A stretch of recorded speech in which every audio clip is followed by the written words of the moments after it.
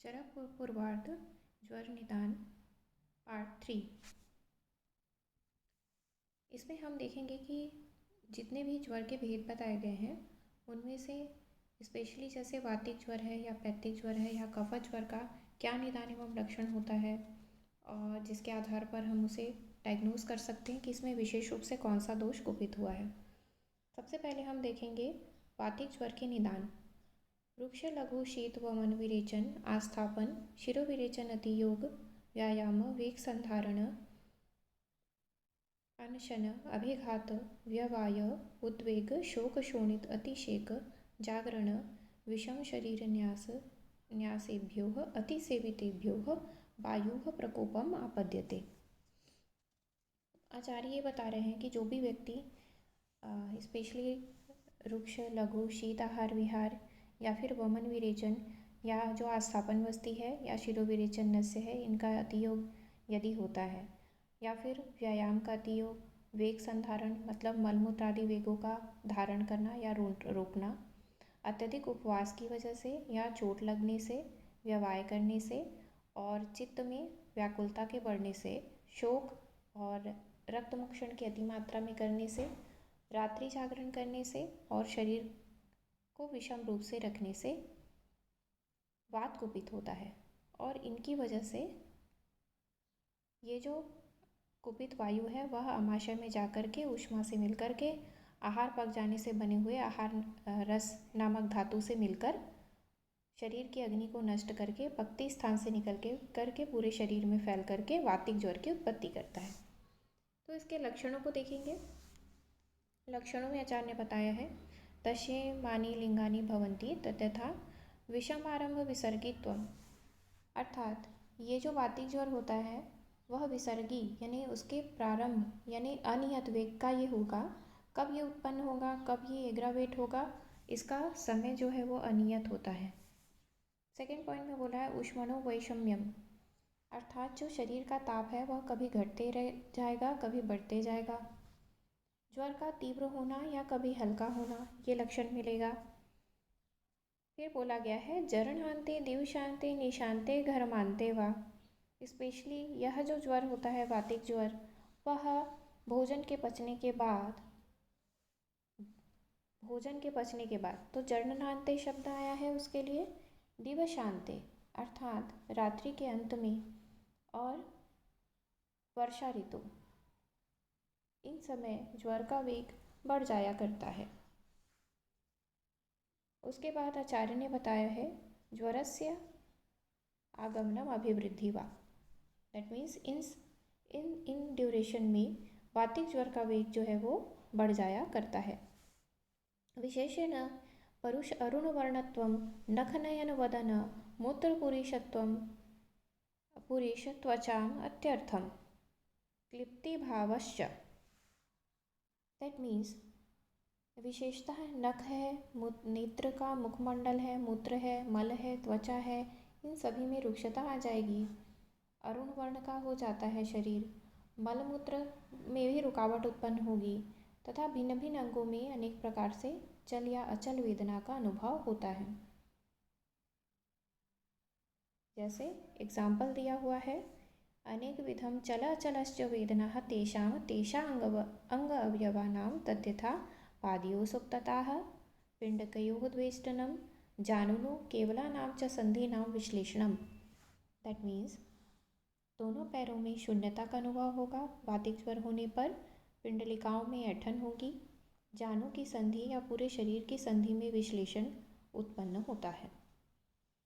इसी प्रकार आचार्य ने बताया है कटी पार्श्व पृष्ठ स्कंध अंश उरशाम च भग्न रुग्ण मृदित मथित अवपाटित अनु उन्नत्वम इव हन्वोश्च प्रसिद्धिः स्वनश्च करणयोः संख्यो निस्तोदः कसायाशता आस्य वैरस्यम वा, अर्थात अंगों में जो थाई वाला एरिया है वहाँ पर शिथिलता, कटी पार्श्व पृष्ठ कंधे में, बाहु में, अंश में, वक्ष प्रदेश में टूटने की तरह वेदना होना, मसलने की तरह वेदना होना और दबाने की तरह वेदना होना या ढकेलने की तरह वेदना होना, अनेक प्रकार की वेदना का अनुभव वातिक ज्वर से पीड़ित व्यक्ति को होने लगता है। दोनों हनु अपने कार्य में असमर्थ प्रतीत होते हैं। कान में झंझनाहट महसूस होगी। संघ प्रदेश में सुई चुभ होने से पीड़ा होगी। मुख में कसैलापन और विरसता होगी तथा मुख तालु कंठशोषः पिपाशा हृदग्रहः शुष्क छर्दीः शुष्क काशः छवथो उद्गार विघ्निग्रहः अन्नखेदः प्रसेकरुचि विपाकाः विषादजृम्भा विनाम वेपथु श्रम भ्रम प्रलाप प्रजागरण रोमहर्ष दंतहर्ष उष्णाभिप्रायता। दैट मीन्स इसके अलावा मुख तालु कंठ का सूखना, प्यास का अत्यधिक लगना, हृदय में जकड़न महसूस होना, शुष्क छर्दी, सूखी खांसी या छींक या डकार का न आना, अन्न रस यानी भोजन की इच्छा न होना, मुख से निरंतर सलाइवेशन होना, अरुचि होना, विषाद होना, कंप, थकावट, भ्रम और निद्रा का न आना, उष्ण ताप की इच्छा होना। क्योंकि वातिक ज्वर है तो शीत चीज़ों से द्वेष होगा, उष्ण चीज़ें अच्छी लगेंगी। तो इन कारणों से हमें इसे वातिक ज्वर समझना चाहिए। तो वातनाशक जितने भाव हैं उनसे आराम यदि पेशेंट को मिलने लगे तो उसे वातिक ज्वर जानना चाहिए। इसी प्रकार पित्त ज्वर में कारण बताया गया है। उष्ण अम्ल लवण क्षार कटुक जीर्ण भोजनेभ्यो अतिसेवितेभ्यो तथा तीक्ष्ण आतप अग्नि संताप क्रोध विषम आहारेभ्यः पित्तम प्रकोपम आपद्यते। तो उष्ण खट्टा लवण क्षार कटु द्रव्य के अत्यधिक सेवन से, तीक्ष्ण धूप या अग्नि के से तपने से, श्रम क्रोध विषम भोजन से पित्त का कोप हो जाता है। तो इस प्रकार ये कुपित हुआ पित्त जैसे वातिक ज्वर की संप्राप्ति है, सिंह उसी प्रकार से यह रस नामक धातु से मिल जाएगा और स्वेदवाही स्रोतसों को बंद करके, अग्नि को नष्ट करके पक्ति स्थान से बाहर निकलकर पूरे शरीर में फैल जाएगा और ज्वर की उत्पत्ति करता है। इसके लक्षण बताए गए हैं। तस्यैमानि लिंगानि भवन्ति तद्यथा युगपदे केवले शरीरे ज्वरस्य आगमनम् अभिवृद्धि वा भुक्तस्य विदाह काले मध्यदिने अर्धरात्रे शरदि वा विशेषेण कटुकास्यता घ्राणमुखकण्ठतालुपाकः तृष्णा मदोभ्रमः मूर्छा पित्तच्छर्दनम् अतिसारः अन्नद्वेषः सदनः खेदः प्रलापः रक्तकोठभिनिवृत्तिः शरीरे हरितहारिद्रत्वं नखनयनवदनमूत्रपुरीषत्वचाम अत्यर्थम् उष्माणाः तीव्रभावाः अतिमात्रं दाहाः शीतभिप्रायता निदानोक्तन् अनुक्षयोः विपरीतोपक्षयश्च इति पित्तज्वरलिंगानि भवन्ति। तो यहाँ पर वातिक ज्वर से क्या क्या डिफरेंट सिम्टम मिलेंगे। तो ये तो सबसे पहली बात है पूरे शरीर में एक साथ ज्वर का होना या बढ़ना। विशेष रूप से कब बढ़ेगा ज्वर? भोजन के पचने के समय। वातिक ज्वर में भोजन के जीर्ण होने के बाद बढ़ता था, लेकिन पैतिक में भोजन के पचने के समय बढ़ता है, ये मध्याह्न काल में बढ़ता है, अर्धरात्रि में बढ़ता है और शरद ऋतु में विशेष रूप से पित्त का कोप होता है, उस समय पित्त बढ़ा करता है। तो इस वजह से पित्त ज्वर जो है वो शरद ऋतु में इसका वेग ज़्यादा रहेगा। मुख का स्वाद कटु होना, नाक मुख कंठ ओष्ठ तालू का पकना, अत्यधिक तृष्णा होना, मद चक्कर आना, मूर्छा होना, पित्त का वमन करना, अतिसार होना, अन्न खाने की इच्छा न होना, देह में पीड़ा होना, पसीना आना, प्रलाप, शरीर में रक्त वर्ण के चकत्ते का निकलना, हरे रंग या हरिद्रा की तरह नख नयन वदन मूत्र मल त्वचा का होना, ताप का अधिक बढ़ना, दाह का अनुभव होना, शीतल पदार्थों की इच्छा, इस प्रकार के लक्षणों को देख करके इसे पित्त ज्वर जानना चाहिए। और पित्त को उत्पन्न करने वाले कारकों से पित्त ज्वर बढ़ेगा और उसके विपरीत खाद्य पदार्थों के सेवन से लाभ का होना आदि लक्षणों को देख करके पित्त ज्वर जानना चाहिए। इसी प्रकार कफत ज्वर, इसका प्रमुख निदान है स्निग्ध गुरु मधुर शीत पिच्छिल शीत अम्ल लवण दिवा स्वप्न प्रहर्ष व्यायामेभ्यो अतिसेवितेभ्यो श्लेष्मा प्रकोपम आपद्यते। अधिक स्निग्ध गुरु मधुर पिच्छिल शीतल खट्टा और नमकीन इस प्रकार का अन्न ज़्यादा खाने से, दिवा शयन करने से, अत्यधिक प्रसन्नता से, परिश्रम न करने से, मतलब जो भी सुखपूर्वक डाइटरी या सेडेंटरी लाइफ स्टाइल जिनका रहता है उन्हें कफ ज्वर की संभावना ज़्यादा होती है। तो इस प्रकार कुपित हुआ कफ आमाशय में जाकर के पूर्व की भांति जैसे वातज और पित्त ज्वर में हुआ था, रस नामक धातु से मिलेगा, रसवाही श्वेतवाही स्रोतसों में अवरोध उत्पन्न होगा और यह पक्ति स्थान से निकल करके पूरे शरीर में फैलता है और कफ ज्वर की उत्पत्ति करता है। इसके लक्षणों को देखा जाए तो बोला गया है तस्येमानि लिंगानि भवन्ति तद्यथा युगपदेरेव केवले शरीरम ज्वरस्य अभ्यागमनम अभिवृद्धि वा भुक्तमात्रे पूर्वाह्ने पूर्वरात्रे बसन्ते वा विशेषण। जिस प्रकार पित्त ज्वर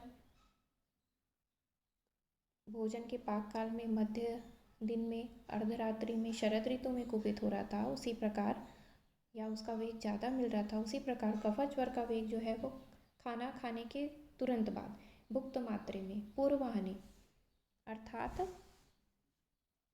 प्रातः काल में, रात्रि के प्रथम प्रहर में और बसंत ऋतु में विशेष रूप से बढ़ता है या इसकी वृद्धि होती है।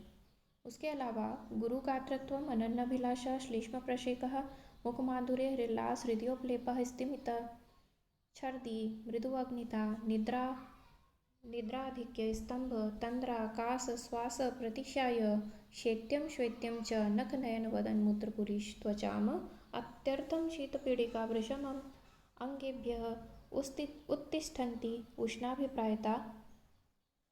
तो ये सारे लक्षण कफ ज्वर में मिलेंगे, जैसे शरीर में भारीपन होना, भोजन की इच्छा न होना, मुख से सलाइवेशन होना, मुख का निरंतर मीठा प्रतीत होना, मिचली आना, हृदय के ऊपर कोई भारी वस्तु या भारी चीज़ का लेप कर दिया है ऐसा लगना, गीले कपड़े से शरीर का ढका हुआ महसूस होना, अग्नि की मंदता, निद्रा का ज़्यादा आना, शरीर में जकड़ाहट होना, तंद्रा का श्वास, छर्दी का होना, नख, नेत्र, मुखमंडल, मूत्र, मल, त्वचा का शीतल और श्वेत होना और शरीर में शीतल पीड़िकाएँ उत्पन्न होना, ये श्लेष्म ज्वर का लक्षण है। और श्लेष्मवर्धक चीज़ों से वेग बढ़ेगा ज्वर का, और श्लेष्म नाशक या श्लेष्मा के विपरीत चीज़ों के सेवन से उसका शमन होता है, तो उसे कफ ज्वर जानना चाहिए। इसी प्रकार द्वंद्वज में दो दो दोषों के लक्षण मिलेंगे और सन्निपातज में तीनों दोषों के लक्षण मिलते हैं। आगंतुक ज्वर में चोट या अभिघात आदि के कारण से ज्वर की उत्पत्ति होती है। 4 प्रकार का होता है आगंतुक ज्वर। अभिघात से अर्थात चोट लगने से, अभिशंग से दैट मीन्स काम, क्रोध, लोभ, मोह, शोक से, अभिचार से अर्थात तांत्रिक मंत्रों के मारण आदि क्रियाओं के प्रयोग से, और चौथा है अभिशाप से अर्थात गुरु सिद्ध वृद्ध व्यक्ति के अंतरात्मा से निकले हुए शाप से। तो इस तरीके से आगंतुक ज्वर के 4 कारण बताए गए हैं। फिर हम देखेंगे ज्वर का चिकित्सा सूत्र। तो चिकित्सा सूत्र में आचार्य बता रहे हैं कि सबसे पहले व्यक्ति को क्या करना चाहिए। तत्र पूर्वरूप दर्शने ज्वरादौ वा हितं लघु अशनम अपतर्पणं वा ज्वरस्य आमाशय समुत्थत्वात् ततः कषायपान अभ्यंग स्नेह स्वेद प्रशेक परिषेक अनुलेपन वमन विरेचन आस्थापन अनुवासन उपशमन नस्तकर्मः धूम धूप अंजन क्षीर भोजन विधानम च यथा स्वं युक्त्या प्रयोज्यम। अर्थात जब ज्वर का पूर्व रूप के लक्षण मिले तब हल्का भोजन और उपवास प्रारंभ करना चाहिए, क्योंकि ज्वर अमाशय से ही उत्पन्न हो जाता है। तो अमाशय में क्योंकि कफ का स्थान होता है अमाशय, इसलिए हमें कफ को किसी भी प्रकार से बढ़ने नहीं देना है। और दोषानुसार उसमें कषायपान, अभ्यंग, स्नेह, स्वेद, परिषेक, प्रदेह, अनुलेपन, वमन, विरेचन, आस्थापन वस्ति, अनुवासन वस्ति, शमन औषध, नस्य, धूम, धूमपान, अंजन, दुग्ध और भोजन व्यवस्था का युक्तिपूर्वक प्रयोग करना चाहिए।